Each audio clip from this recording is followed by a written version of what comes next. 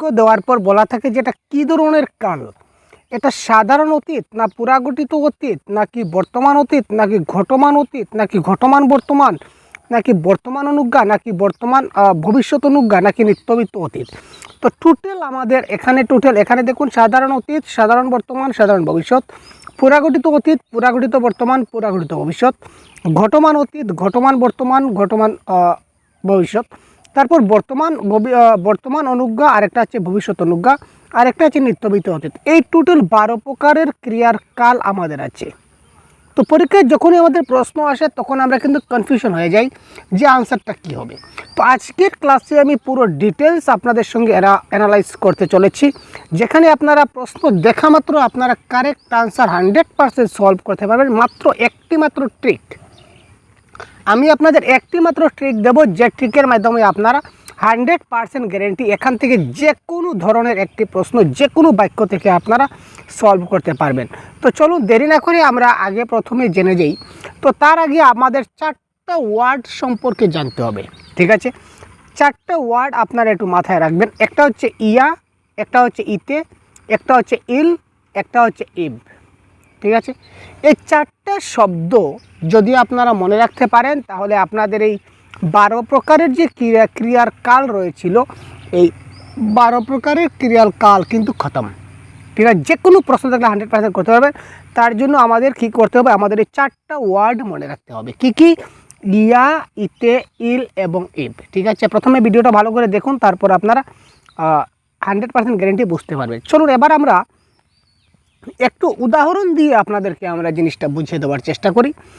ছেলেরা খেলছিল, একটা বাক্য দেওয়া আছে, যেমন ছেলেরা খেলছিল যদি দেওয়া থাকে, তো এটা আমাদের কোন কাল আমাদের প্রশ্ন আসছিল। তো তার আগে একটা কথা জেনে রাখি, আপনারা সবসময় কি করবেন, চলিত ভাষাকে সাধু ভাষায় ট্রান্সফার করবেন, ঠিক আছে? সবসময় আমরা চলিত ভাষাকে আমরা কি করব, সাধু ভাষায় ট্রান্সফার করব। সাধু ভাষায় পরিবর্তন করার পর আপনারা করবেন, তখন আপনাদের সহজ হবে। তো চলিত থেকে কি করে সাধুতে ট্রান্সফার করা হয় যদি জানা না থাকে, তো আমার চ্যানেলে দেওয়া আছে 2 মিনিটের একটা ভিডিও, দেখে নিলে কাজ খতম। মাত্র 2 থেকে 3 মিনিটের একটা ভিডিও আমি চলিত থেকে কি করে সাধু করা যায় সেটা আমি বলে দিয়েছি, সেটা দেখে নেবেন, কাজ খতম। তো দেখুন, ছেলেরা খেলছিল, এটাকে যদি আমি সাধু ভাষায় পরিণত করি তাহলে হবে কি, ছেলেরা খেলিতে ছিল, ঠিক আছে? খেলছিল থেকে কি হয়ে গেল, খেলিতে ছিল। খেলছিল মানে কি, খেলিতে ছিল। তো সাধু ভাষায় পরিণত খেলিতে ছিল। এবার এটাকে আমি ভাঙবো, খেলিতে ছিল আমি ভাঙবো, তাহলে কি হবে, খেল যুগ ইতে যুগ আচ্ছ যুগ ইল যুগ ও। বা আমি এইভাবে ভাঙতে পারি, খেলিতে ছিল, খেল ইতে, খেলিতে, খেলিতেকে যদি ভাঙি তাহলে কি হবে, খেল ইতে আর ছিল ও।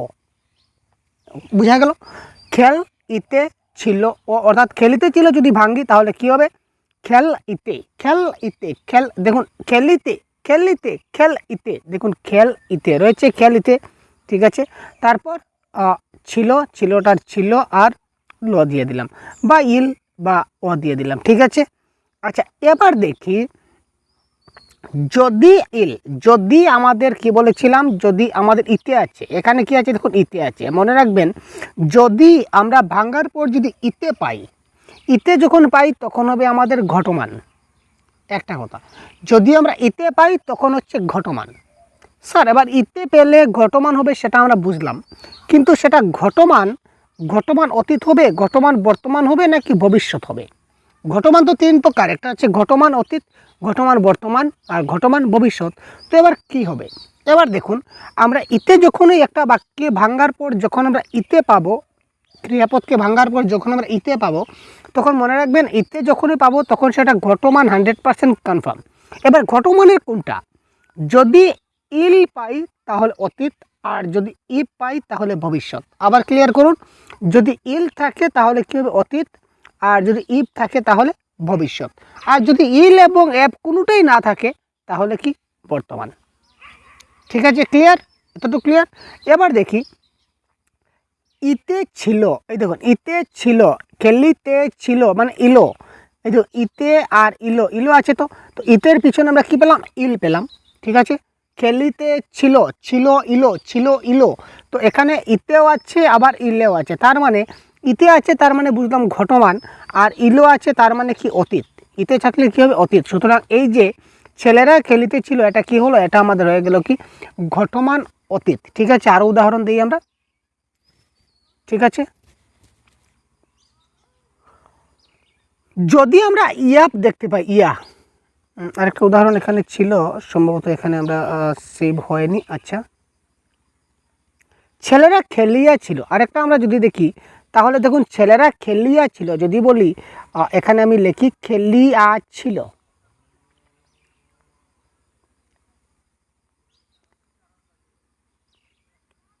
খেলিয়া ছিল, তার মানে খেলিয়া ছিলকে যদি আমরা ভাঙ্গি তাহলে কি হবে, খেল প্লাস খেলিয়া, তার মানে ইয়া,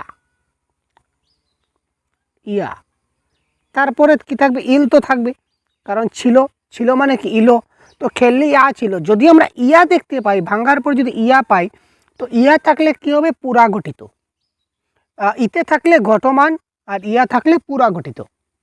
তো খেলিয়ে ছিল যখন হবে তখন কি হবে, খেলিয়া মানে ইয়া, যখন ইয়া থাকবে তখন পুরা গঠিত, আর এখানে ইল আছে তার মানে কি, যখন ইল থাকবে তখন সেটা কি হবে আমাদের, ইল থাকলে সেটা হবে অতীত। তার মানে এই যে খেলিয়ে ছিল এটা হবে কি আমাদের ঘটমান পুরা গঠিত অতীত। ঠিক আছে, এটা কি হবে, পুরা গঠিত অতীত। ঠিক আছে, ক্লিয়ার। আবার ছেলেরা খেলিল, যদি আর একটা বাক্য দেখি, ছেলেরা খেলিল, তার খেলিল মানে খেল, ইল ও, এখানে দেখুন এখানে ইতে কোনো কিছু নাই, ইতে কোনো কিছু নাই, তো ইতে কোনো কিছু নাই তার মানে ঘটমানও নাই, পুরা গঠিত নাই। ইতে কোনো কিছু নাই তাহলে সেটা ঘটমান হবে না, পুরা গঠিত হবে না। তো সেটা কি আছে, এখানে ইল এবং ইব আমরা দেখবো, এখানে খেলিল তার মানে সেটা ইল আছে, তো ইল আছে মানে কি হবে, এটা অতীতকাল হবে। সুতরাং এটা এই যে ছেলেরা খেলিল এটা হবে কি সাধারণ অতীত। ক্লিয়ার। আবার দেখুন একটা বারবার যখন যত দেখবেন তত ক্লিয়ার হবেন। ছেলেরা খেলিল, তো খেলিল এখানে দেখুন এখানে খেল ইল ও, এখানে দেখুন ইতে নাই, তো যখনই ইতে নাই তখন আমাদের পুরা গঠিত হচ্ছে না আর ঘটমান হচ্ছে না, এটা হবে আমাদের সাধারণ হবে। তো আরও রয়েছে কিন্তু আমরা বলবো ভাই, বর্তমান অনুজ্ঞা ভবিষ্যৎ অনুজ্ঞা সম্বন্ধে বলবো, জাস্ট একটু অপেক্ষা করুন। এখানে দেখুন ইল বা ইব যখনই থাকবে তখন ইল যদি থাকে তাহলে অতীতকাল, আর ইব যদি থাকে তাহলে কী হবে, ভবিষ্যৎকাল। ঠিক আছে, নেক্সট, এটা হচ্ছে সাধারণ অতীত আমরা বুঝলাম। এবার দেখুন যেমন আমি খেয়েছি, যদি আমি খেয়েছি, তো খেয়েছি মানে কি, এটা হচ্ছে চলিত ভাষা, আমি সেটাকে সবসময় বলছি যে আমি সাধু ভাষায় কনভার্ট করব।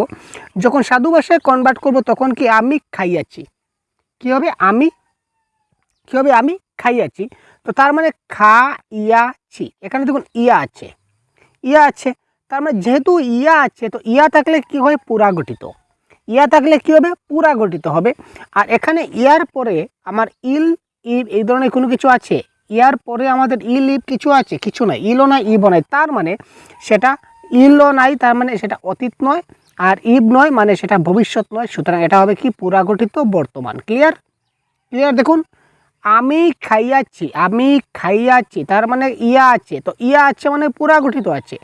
এখন তারপর আমাদের ইল নাই, ইব যদি থাকতো তাহলে অতীতকাল হতো, ইব নাই তার মানে ভবিষ্যৎকাল নাই। সুতরাং এটা হবে পুরা গঠিত বর্তমান।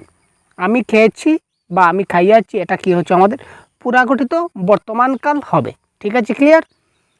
আবার দেখুন আমি খাইতে থাকিব, একটা বাক্য যদি থাকে আমি খাইতে থাকিব, তো দেখুন খাইতে থাকিব তাকে যদি আমরা ভাঙ্গি তাহলে খাইতে আর থাকিব মানে ইব, তো খাইতে থাকিব এখানে ইতে আছে, ঠিক আছে, ইতে রয়েছে, তো যদি ইতে থাকে তাহলে কি হচ্ছে, ঘটমান হচ্ছে, তার মানে এই দুইটা আমরা কেটে দিই, এটা কি হবে ঘটমান, এটা কেটে দিলাম, এটা আমাদের ঘটমান হচ্ছে। ঠিক আছে, ইতে থাকলে আমাদের কী হবে, ঘটমান, তো ঘটমান হলো।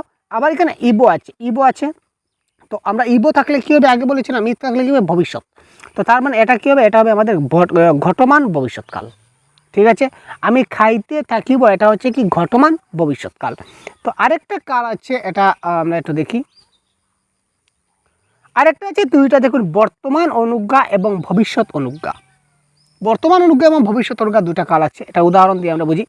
দেখুন এমন কিছু বাক্য আছে যে বাক্যগুলো আমাদের এই যে ইয়া ইতে ইল ইব এই চারটা ছাড়া, ইয়া ইতে ইল ইব সাধারণত থাকবে না, ইয়াও থাকবে না, ইতেও থাকবে না, ইলও থাকবে না, ইবও থাকবে না, তো এই ধরনের নর্মাল বাক্য থাকবে। তো নর্মাল বাক্য হয়তো বা সাধারণ বাক্য হবে, যেমন সাধারণ অতীত হবে, সাধারণ বর্তমান হবে, সাধারণ ভবিষ্যৎ হবে, নতুবা হবে কি বর্তমান অনুজ্ঞা কিংবা ভবিষ্যৎ অনুজ্ঞা। এবার আমরা বাক্যটা দেখে আমাদের বুঝতে হবে, যেমন যদি তুমি যাও, অর্থাৎ যদি কোনো বাক্যের মধ্যে আদেশ উপদেশ অনুরোধ এই ধরনের প্রার্থনা এই ধরনের কোনো কিছু বোঝায় তখন সেটা হবে অনুজ্ঞা। যদি কোনো বাক্যের মধ্যে আমাদের আদেশ, উপদেশ, অনুরোধ বোঝায় তখন সেটা হবে অনুজ্ঞা। তো সেটাও কিন্তু বর্তমান অনুজ্ঞা, ভবিষ্যৎ অনুজ্ঞা, সেটাও দুই প্রকার। যেমন সেখানে যাও, সেখানে যাও এটা বর্তমানকালে বলা হয়েছে সেখানে যাও, অর্থাৎ সেটা বর্তমান অনুজ্ঞা। আপনি সত্তর প্রস্থান করুন, আপনি এক্ষুনি এখান থেকে যান, তার মানে এটা আপনাকে আদেশ করা হচ্ছে যে আপনি এখনই যান, আদেশ করা হচ্ছে, তার মানে সেটা বর্তমানকালে বলা হচ্ছে বর্তমান অনুজ্ঞা। চুরটাকে এখনই ধরো, চুরটাকে এখনই ধরো, তার মানে এখনই কাজটা করো, সুতরাং বর্তমানকাল। এখনই ধরো মানে একটা আদেশ বাক্য বোঝাচ্ছি, সুতরাং সেটা কী হবে? বর্তমান অনুজ্ঞা। আচ্ছা, এবার ভবিষ্যৎ অনুজ্ঞাটা কী স্যার? দেখুন, দয়া করে একবার আসবেন, দয়া করে একবার আসবেন, রিকোয়েস্ট করা হচ্ছে, কিন্তু অনুরোধ করা হচ্ছে, দয়া করে আপনি একবার আসবেন, অর্থাৎ রিকোয়েস্ট করা হচ্ছে আপনাকে যে আপনি একবার আসবেন। ঠিক আছে, দয়া করে একবার আপনি কি করবেন? আসবেন। তো রিকোয়েস্ট করা হচ্ছে একবার আপনি দয়া করে একবার আসবেন। ঠিক আছে, অর্থাৎ ভবিষ্যৎকালের জন্য বলা হচ্ছে যে একবার আসবেন, সুতরাং এটা হবে কি? অনুরোধ করা হচ্ছে ভবিষ্যৎকালের, সুতরাং এটা হবে কি? ভবিষ্যৎ অনুজ্ঞা। তুমি কাল অবশ্যই স্কুলে যাবে। ঠিক আছে, এটা একটা আদেশমূলক বাক্য, ভবিষ্যৎকালের জন্য করা হয়েছে। অর্থাৎ যদি এই চিঠির উত্তর দিও, কবে দিও আমি জানি না, এই চিঠির উত্তর দিও, তোমাকে বলা হয়েছে, তোমাকে অনুরোধ করা হচ্ছে যে এই চিঠির উত্তরটা তুমি দিও, তার মানে কবে দিও সেটা বলা হয়নি, সেটা ভবিষ্যৎকালে তুমি দিও। তো এই ধরনের যদি আদেশ, উপদেশ, অনুরোধ যদি আমরা ভবিষ্যৎকালের জন্য বুঝি তখন সেটা ভবিষ্যৎ অনুজ্ঞা, আর যদি বর্তমান কালের জন্য বুঝি তখন সেটা হবে কি? বর্তমান অনুজ্ঞা। ক্লিয়ার? লাস্ট যেটা আমরা দেখব, এটা দেখুন নিত্যবিত্ত অতীত, আরেকটা আমাদের অতীতকাল রয়েছিল নিত্যবিত্ত অতীত। তো সেই নিত্যবিত্ত অতীত মানে আমরা কি বুঝি? একটা সিম্পল একটা জিনিস মনে রাখুন, অতীতকালে যে কাজটা আমি প্রায় করতাম, জাস্ট ফর এক্সাম্পল, অতীতকালে যে কাজটা আমি প্রায় সম্পূর্ণ করতাম তাকে বলা হয় নিত্যবিত্ত অতীত। জাস্ট একটু মনে রাখুন, অতীতকালে যে কাজটা আমি প্রায় করতাম, যেমন আমি স্কুলে পড়াতাম, আমি স্কুলে পড়াতাম মানে আমি স্কুলে প্রায় পড়াতাম, আগে পড়াতাম, অতীতকালে পড়াতাম, দ্যাট ইজ কল্ড নিত্যবিত্ত অতীত। আমি গঙ্গার তীরে স্নান করতাম, আমি প্রত্যহ সকালবেলা হাঁটিতাম, আমি প্রত্যহ সকালবেলা বাগানে যাইতাম, অর্থাৎ আমি রেগুলার বেসিসে অতীতকালে কোনো একটা কাজ কন্টিনিউয়াস ফর্মে আমি করতাম, দ্যাট ইজ কল্ড নিত্যবৃত্ত অতীত। ঠিক আছে, যেমন আমরা নদী তীরে ভ্রমণ করিতাম, আমরা নদী তীরে ভ্রমণ করিতাম মানে আমরা অতীতকালে প্রায় সময় নদী তীরে ভ্রমণ করতাম। ঠিক আছে, আমরা বাগানে বসতাম, মানে অতীতকালে বসতাম, মানে একদিন তো আর বসিনি, কয়েকদিন বসেছি, বা রেগুলার আমরা বসতাম, তো অতীতকালে কাজটা আমরা প্রায়ই করতাম, দ্যাট ইজ কল কি? নিত্যবৃত্ত অতীত। তো এই ছিল আমাদের আজকের শর্ট ট্রিক্স, আশা করি আপনারা বুঝতে পারছেন। এই সবগুলা আমাদের কাল কী করে আমরা বের করতে হয়, খুব সহজে আমরা জিনিসগুলোকে আপনাদের বুঝিয়ে দেওয়ার চেষ্টা করছি। এখানে দেখুন সবগুলা, এখানে যতগুলো কাল আছে সবগুলো আমি আপনাদের বুঝিয়ে দিয়েছি। তো যদি তারপরেও যদি কোনো একটা কনফিউশন আপনাদের থেকে থাকে তো অবশ্যই কমেন্ট বক্সে জানাবেন, আশা করি কোনো কনফিউশন থাকবে না। ঠিক আছে, কেমন? তো এই ক্লাসটা কেমন লাগলো অবশ্যই জানাতে ভুলবেন না, এবং পরবর্তীতে এই ধরনের ক্লাস পেতে আমাদের চ্যানেলকে এখনই সাবস্ক্রাইব করে সাথে থাকুন। ধন্যবাদ, ভালো থাকবেন, জয় হিন্দ।